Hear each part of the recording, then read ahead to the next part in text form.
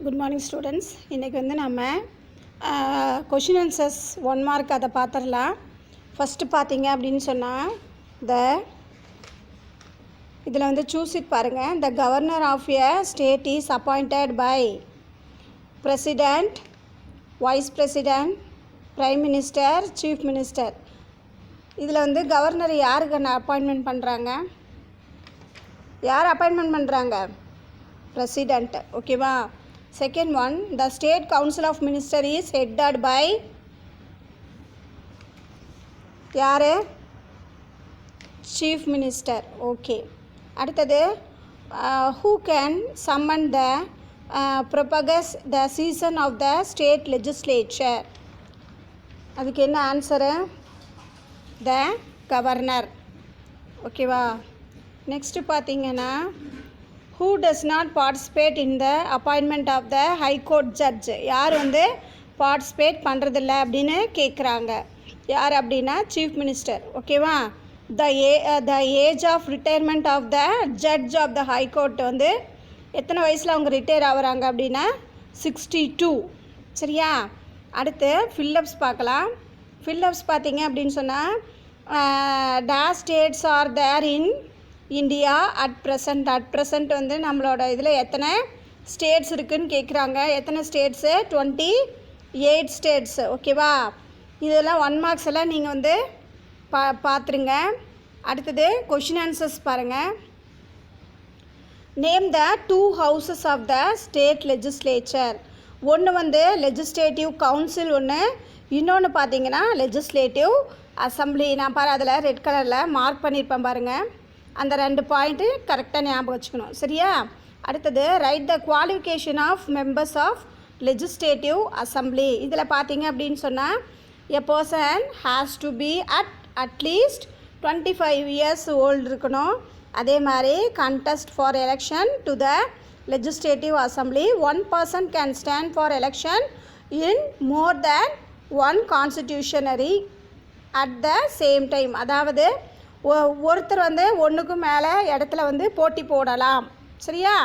அடுத்தது யார் வந்து who is the chief minister appointed? யார் அப்பாயிண்ட் பண்ணுறாங்க?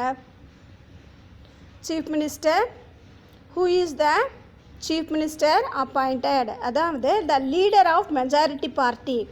யார் வந்து மெஜாரிட்டி பார்ட்டியில் லீடராக எலெக்ஷனில் சூஸ் பண்ணுறாங்களோ அவங்க தான் சீஃப் மினிஸ்டர். சரியா?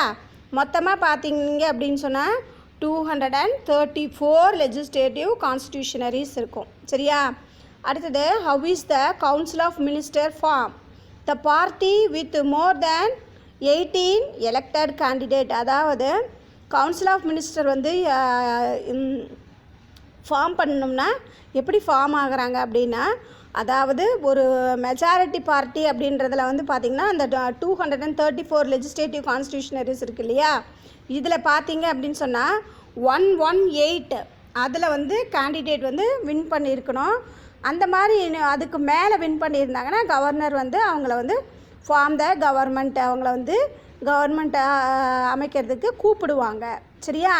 த chief minister and also MLAs இது எல்லாமே சூஸ் பண்ணிட்டு தான் கவர்னர் வந்து கூப்பிடுவார். சரியா? அடுத்தது பார்த்தீங்க அப்படின்னு சொன்னால் discuss the power and function of chief minister. இது பார்த்தீங்க அப்படின்னு சொன்னால் the chief minister is the chief administrator of the state. அதாவது ஸ்டேட்டோட அட்மினிஸ்ட்ரேட்டர் யார் அப்படின்னு சொன்னால் சீஃப் மினிஸ்டர். ஓகேவா? All major decisions of the state government are taken under his leadership. இவரோட தலைமையில் தான் எல்லா டெசிஷனும் எடுப்பாங்க. சரியா? அடுத்தது பார்த்தீங்க அப்படின்னா chief minister play an important role in the form of the council of minister. அவங்களதில் வந்து சீஃப் மினிஸ்டர் பார்த்திங்கன்னா அவங்க தான் இம்பார்ட்டன்ட் ரோலாக இருப்பாங்க. அவங்க என்ன பண்ணுவாங்க அப்படின்னு சொன்னால் சீஃப் மினிஸ்டர் வந்து கவர்னருக்கு வந்து அதாவது சஜஸ்ட் பண்ணுவார் யாரெல்லாம் மினிஸ்டராக போடலாம் அப்படின்னு சொல்லிட்டு. அடுத்தது பார்த்தீங்க அப்படின்னா chief minister supervise the activities for the different minister. அதாவது ஒரு மினிஸ்டரும் என்னென்ன வேலையெல்லாம் பண்ணுறாங்க, கரெக்டாக பண்ணுறாங்களா அப்படின்னு அவங்க என்ன பண்ணுவாங்க அப்படின்னு சொன்னால் போய் சூப்பர்வைஸ் பண்ணுவாங்க. சரியா? சூப்பர்வைஸ் பண்ணுவாங்க டிஃப்ரெண்ட் மினிஸ்டர்ஸ். அதுக்கடுத்து பார்த்தா the chief minister play an important role in making policies of the state government. ஆமாங்க, ஸ்டேட் கவர்மெண்ட்டில் இம்பார்ட்டண்ட் டெசிஷன்ஸ் மேக்கிங்கெல்லாம் இவர் தான் எடுப்பார். He has to ensure that the policies of the government to not go against the public interest. அதாவது மக்களுக்கு நல்லது தரக்கூடிய விஷயமாக தான் அவங்க வந்து ஒரு ரூல்ஸும் போடணும். அதே மாதிரி அதில் வந்து மக்கள் வந்து எதுவும் பாதிக்கப்படக்கூடாது. அதுவும் வந்து மக்கள் வந்து இன்ட்ரெஸ்ட் இருக்க மாதிரி தான் அவங்களுக்கு யூஸ் ஆகிற மாதிரியான விஷயங்கள் மட்டும்தான் இவங்க செய்யணும். His voice is the final policy decision of state government. அவரோட வாய்ஸ் தான் கடைசியாக இருக்கும். அவர் சொல்கிறது தான் நடக்கும். சரியா? he plays an important role making higher appointment of the state government. The government upon different higher officers. அதாவது இவர் தான் பார்த்தீங்க அப்படின்னு சொன்னால் கவர்னர் அப்பாயின்மெண்ட் பண்ணுறதுக்கு நிறையா இவங்களை போடலாம் அப்படின்னு சொல்லிட்டு மினிஸ்டர்ஸுங்களெல்லாம் இவர் வந்து சஜஸ்ட் பண்ணுவார். அடுத்தது பார்த்தீங்க அப்படின்னா discuss the power and function of the legislative assembly. இது என்ன? After being elected to the legislative assembly the MLAs R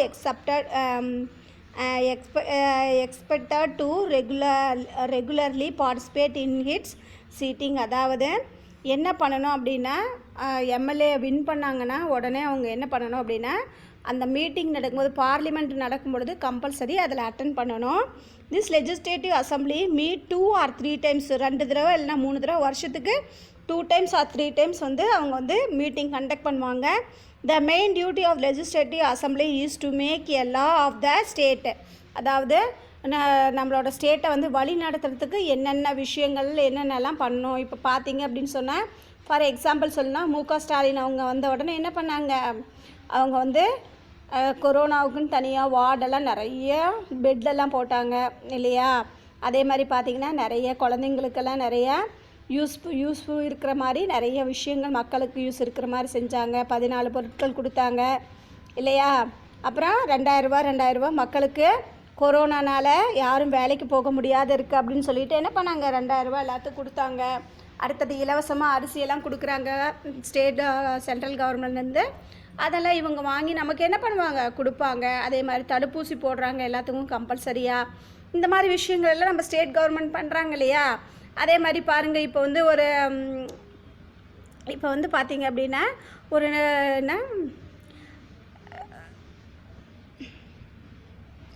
ஒரு விஷயமுமே பார்த்தீங்க அப்படின்னு சொன்னால் அதில் இன்வால்வ் ஆகிறாங்க. குழந்தைங்கள வந்து தப்பாக இது பண்ணுறாங்கன்ட்டு அவங்களெல்லாம் அரெஸ்ட் பண்ணிட்டாங்க இல்லையா? அந்த ஏடிஎம்மில் வந்து பணம் வந்து ஏமாத்துறாங்க, திருடுறாங்கன்ட்டு அவங்கள என்ன பண்ணாங்க, போலீஸ்லலாம் பிடிச்சிட்டு. இது அந்த மாதிரி எல்லா விஷயங்களையும் பார்த்து செய்யணும். அந்த மாதிரி செய்கிறது தான் ஸ்டேட் கவர்மெண்ட்டு. சரியா? இந்த அசம்பிளி லெஜிஸ்லேட்டிவ் அசம்பிளி. சரியா? சரி, அடுத்தது assembly has to control over the state council of minister. அந்த அசம்பிளியில் எல்லாருமே ஒரு கண்ட்ரோலாக மினிஸ்டர்ஸ் கண்ட்ரோலில் இருப்பாங்க. அதே மாதிரி ரெஸ்பான்சிபிள். அதே மாதிரி ஒரு மினிஸ்டர், இப்போ எஜுகேஷன் மினிஸ்டர் அப்படின்னா நீட்டு வேணுமா அப்படின்னு அங்கே வந்து டிஸ்கஸ் பண்ணுவாங்க பார்லிமெண்ட்டில். அப்போ வந்து அது அவர் தான் வந்து ஆன்சர் பண்ணணும். ரெஸ்பான்சிபிள், அவருக்கு தான் ரெஸ்பான்சிபிள். அவர் வந்து அதுக்கு அந்த கொஷினுக்கு எதிர்கட்சிங்க கேட்குற கொஷினுக்கு அவர் ஆன்சர் கண்டிப்பாக பண்ணணும். சரியா? The assembly may pass in the confidence motions against the council of ministers and bring its downfall if it is not satisfied with the permanent of the council of minister. The legislative assembly has control over the finance of the state. A money bill can be introduced only in the assembly. அதாவது ஃபைனான்ஸில் minister வந்து நம்மளோட state கவர்மெண்ட்டுக்கு budget போடுவார், finance budget போடுவார், budget தாக்கல் பண்ணுவாங்க. அதில் பில்லெல்லாம் pass பண்ணுறதெல்லாம் அசம்பிளியில் தான் பண்ணணும். Government cannot impose, increase, lower and withdraw any tax without approval of assembly. அசம்பிளியில் வந்து சொல்லாமல் எந்த விஷயத்தையும் தானாக வந்து முடிவெடுக்க கூடாது. சரியா? அதுக்கு அடுத்தது elected members of the legislative assembly can take part in the election. எல்லாருமே எலெக்ஷன் மெம்பர்ஸ் எல்லாமே இதில் வந்து எலெக்ஷனில் பார்ட்டிசிபேட் பண்ணியிருப்பாங்க. The President of India, all members can take part in the election of the member of Rajya Sabha from the state. The Assembly also take part in the amendment of the constitution on certain matter. So the governor has 3 basic functions make. என்னது ஒரு government வந்து 3 வேலை கண்டிப்பாக செய்வாங்க. என்ன அப்படின்னா rules போடுறது, அதை வந்து என்ன பண்ணுறது எக்ஸிக்யூட் பண்ணுறது, அடுத்தது என்ஷூர் பண்ணுறது மக்களுக்கு போய் சேர்ந்துருச்சான்னு பார்க்கறது, இதெல்லாம் வந்து அவங்களோட வேலை. சரியா? அடுத்தது பார்த்தீங்க அப்படின்னா right the power and function of high court. High கோர்ட்டோட வேலை என்ன?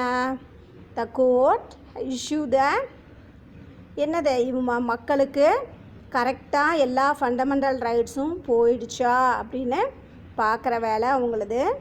அதே மாதிரி every high court hair general power to super independence overall the lower court and tribunals within the its judicians expert military court and tribunal. அதாவது எல்லா கோர்ட்டுகளுமே high court வந்து பார்த்திங்கன்னா control பண்ணி வச்சுருக்கோம். சரியா? அதுக்கடுத்தது பார்த்திங்கன்னா இஃப் எனி கேஸ் பெண்டிங், ஏதாவது கேஸ் பெண்டிங்காக இருந்தது மற்ற ஏதாவது ஹை கோர்ட்டில் இருந்தது அப்படின்னா இவங்களே என்ன பண்ணுவாங்க, அந்த கேஸை வந்து எடுத்து ரொம்ப நாளாக பெண்டிங் இருக்க கேஸெல்லாம் என்னென்னு பார்த்து ரொம்ப இம்பார்ட்டண்ட் கேஸாக இருந்தால் அவங்களே என்ன பண்ணுவாங்க, அதெல்லாம் எடுத்து நடத்துவாங்க. சரியா? அடுத்தது high court control all the subordinate court இந்த ஸ்டேட்டில் இருக்கிற எல்லா கோர்ட்டுகளும், டிஸ்ட்ரிக்டில் கோர்ட் இருக்கும். சரியா? அந்த மாதிரி டிஸ்ட்ரிக்ட் கோர்ட்டுங்களெல்லாம் இந்த ஹை கோர்ட் வந்து கண்ட்ரோல் பண்ணும். சரியா? Like the supreme court. The high court also act as court of records. அதே மாதிரி எல்லா கோர்ட்டில் இருந்த ரெக்கார்ட்ஸும் இவங்க வந்து பார்ப்பாங்க. சரியா? சரி. For the purpose of judicial administration each states is divided into a member of district each under the jurisdictions of the district judge. The district court judges are appointed by the governor. district court judges வந்து யாரால் appointment பண்ணுறாங்க அப்படின்னா கவர்னரால் appoint பண்ணுறாங்க. இந்த excesses of the above maintained power the high court enjoy full powers and freedom. அவங்க வந்து என்ன அப்படின்னா ஹை கோர்ட் வந்து எந்த விதமான தடைகளும் இல்லாத ஃபுல் பவரோடு அவங்களோட வேலையை எந்த டிஸ்டர்பன்ஸும் இல்லாமல் அவங்க செய்வாங்க. சரியா? Constitution safeguard have ensured in independent working. இவங்களோட அதாவது அவங்களோட வேலைகளை எந்த தடையும் இல்லாமல் அவங்க பாட்டுக்கு செய்வாங்க. அவங்க வந்து என்ன பண்ணுவாங்கன்னா கவர்மெண்ட் ஏதாவது தப்பு பண்ண கேள்வி கேட்பாங்க. சரியா? இந்த மாதிரி எல்லா ஒர்க்குமே தப்பு நடந்ததுன்னா கவர்மெண்ட் தப்பு பண்ணாலும் சரி, மக்கள் தப்பு பண்ணாலும் சரி, யாராக இருந்தாலும் இமீடியட்டாக அவங்க என்ன பண்ணுவாங்க, கொஷின் கேட்பாங்க. ஃபார் எக்ஸாம்பிள் பார்த்தீங்க அப்படின்னு சொன்னால் காவேரியில் தண்ணி பாதி கொஞ்சம் கம்மியாக திறந்து விட்ருக்காங்க அப்படின்னா கர்நாடகா ஸ்டேட்டுக்கு ஆன்சர் பண்ணுங்கள் அப்படின்னு சொல்லுவாங்க. அதே மாதிரி இங்கே வந்து பார்த்தீங்க அப்படின்னு சொன்னால் ஜிஎஸ்டி பாதி அமௌண்ட்டு வரலை அப்படின்னா சென்ட்ரல் கவர்மெண்ட்டுக்கிட்ட கொஷின் கேட்பாங்க. அவங்களுக்கு வந்து யாருக்கிட்ட இதெல்லாம் கேட்கக்கூடாது, இதெல்லாம் பண்ணக்கூடாது அப்படின்லாம் கிடையாது. அவங்களுக்கு வந்து தப்புன்னு தோணுச்சுன்னா அவங்க என்ன பண்ணுவாங்க, உடனடியாக இமீடியட்டாக அவங்க அந்த அவங்க வந்து எந்த ஸ்டேட் கவர்மெண்ட்டாக இருந்தாலும், சென்ட்ரல் கவர்மெண்ட்டாக இருந்தாலும், அதர் ஸ்டேட்டாக இருந்தாலும், இல்லைன்னா மினிஸ்டர்ஸாக இருந்தாலும், இல்லை ஸ்கூலாக இருந்தாலும், எதாக இருந்தாலும் அவங்க கொஷின் எழுப்புவாங்க. சரியா கண்ணா? சரி. இதே வந்து ஹோம்ஒர்க்கும் இதே தான் தரப்போகிறேன். ஓகேவா?